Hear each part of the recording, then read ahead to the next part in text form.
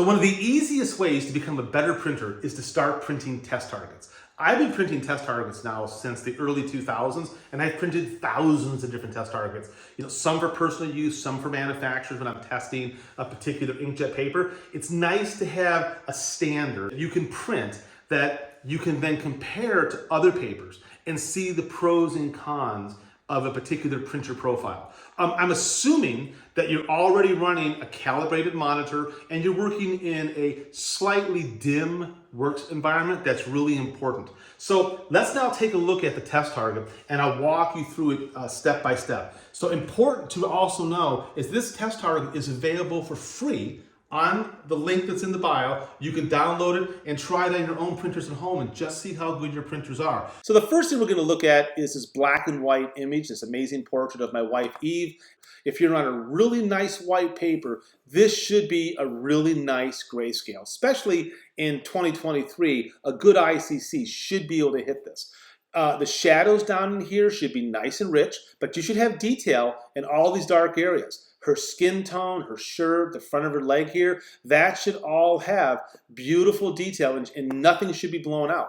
When we look at these circles, the gradation on this should be really smooth and you should see the separation in the individual rings. You'll also notice that there's a little bit of text right here. This is very, very, very small point. I believe it's 0.1 font size. And by the way, you should print this at 100% size. Do not enlarge it, do not decrease it. Print it at the size that the file is.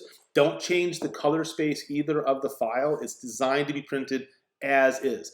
The two targets right here, these two color targets, really are kind of impossible to print perfectly. And I put them in there just as a way of seeing just how good a profile is. This Granger target here is very difficult to hit these deep blues and not have them go purple. It's very difficult to hit this red and not have it go orange. And the green a lot of times will get muddy looking. Once again, in the lower target here, you're just looking for beautiful separation of color and tone, and it should just be really smooth and creamy. When we look at the ramps here, at these gradations, in the grayscale ramp, which is the one I'm going down right now, you should see separation all the way down to the very last patch. And the actual color ramps right here should have separation almost all the way down to the bottom. If it's blocking up in here, that's bad. And you should see no lines or breaks at all in these color ramps. The USAF test target here, see how low you can go. See what the lowest number your particular paper ICC profile will reproduce. In the picture here of the inside of the depot, what you're really looking to see is some sort of shadow separation here on this wall. There should be just the lowest of low, but there should be a little bit of detail in this wall. And additionally, in the doorway right here on the floor, you should be able to see the floor separating from the door. If you're printing on a glossy or satin paper, that will definitely be easier to print this. But on a matte surface paper, there are quite a few things that will be challenging. Now, it's important when you evaluate a test target to evaluate it under a controlled light source. Ideally, you want to look at this test target under a source that's 5,500 degrees Kelvin, basically daylight. You can go out and get yourself some daylight corrected bulbs, and that's how you want to judge this test target. You don't want to judge it under fluorescent light or under incandescent light. I always judge the quality of a test target under daylight. If you take a look at the image I have running on the screen right now, spinning, that's an ICC profile mapped out in terms of luminance and mapped out in terms of chroma. And I use programs like this to look at an ICC profile and just judge how good they are. How low of black tone can I print? Most commercially made ICC profiles don't really print lower than, say, K16, K18. K referring to black, that's the lowest number. I create profiles in a lot of cases in-house that print down literally to 2 and 3. But also how neutral those shadows are is really important. Having great shadow detail kind of doesn't make sense if the shadows are running blue or if they're running red. You're looking for neutrality. So there's a lot of things that go into evaluating what's a great ICC profile. When I make profiles for printers like the Da Vinci, as you can see in this photograph from 2014, I print over 2,200 patches. That's a huge amount of labor and work to make profiles that are that precise. Most profiles you get will have a few hundred patches at best. But more patches equals more accuracy in terms of color mapping. So instead of getting into all of that type of science, by just looking at printer test targets like this, you can learn an awful lot about what your printer does good, what your printer does bad, and then how to sort of work around that to make really beautiful work.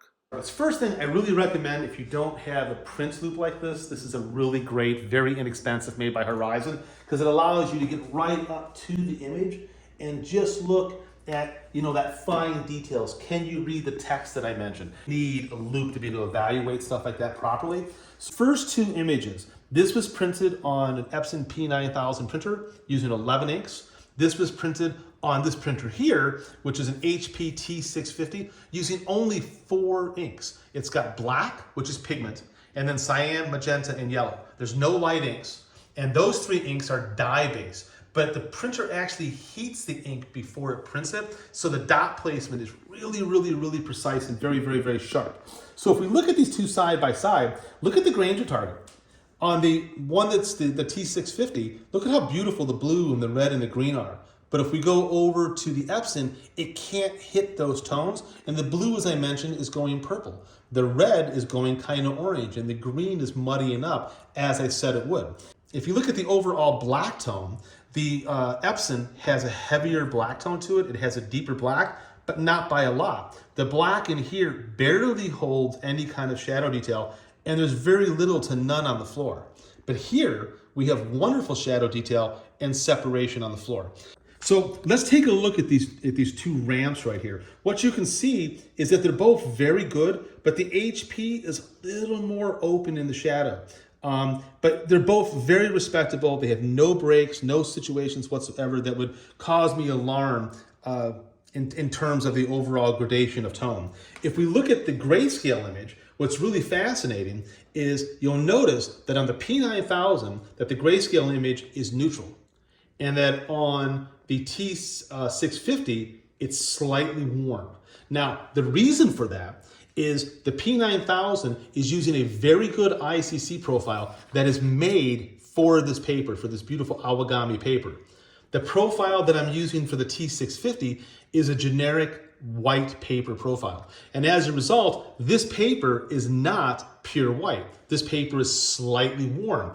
And it's that little bit of warmth that's causing the grayscale elements of the test target to look warm. So that's an important thing for me to know. If I'm going to make a print on this particular paper and it's going to be grayscale, I now know by doing this test target that it's going to show up warm. This particular ICC profile on the P9000 has been corrected for that warmth, and now the image is reproducing neutral. I do think that the T650 has some major advantages though in terms of the overall color gamut. It's just a massive difference. So what I did then was I took a piece of just really inexpensive Epson matte surface paper, which is very, very, very white. You can see how much whiter it is than the Awagami paper. It's significantly whiter. And this is on the T650. Now take a look at how absolutely beautifully neutral and more open that this particular grayscale image is. I think it looks better than the one that I'm getting over here on the P9000.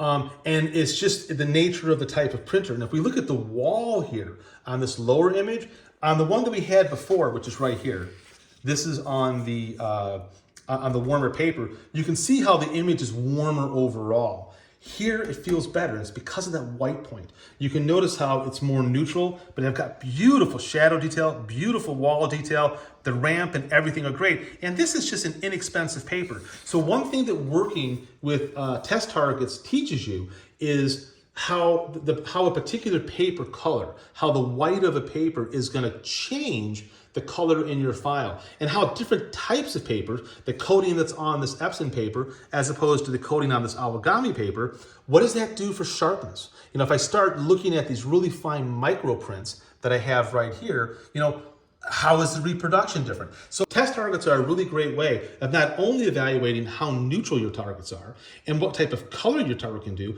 and how sharp your target can be printed on that paper, but it's a wonderful way about thinking which paper do I want to use for a particular artwork, because you start to think about paper differently when you understand how color and detail and grayscale are going to be reproduced.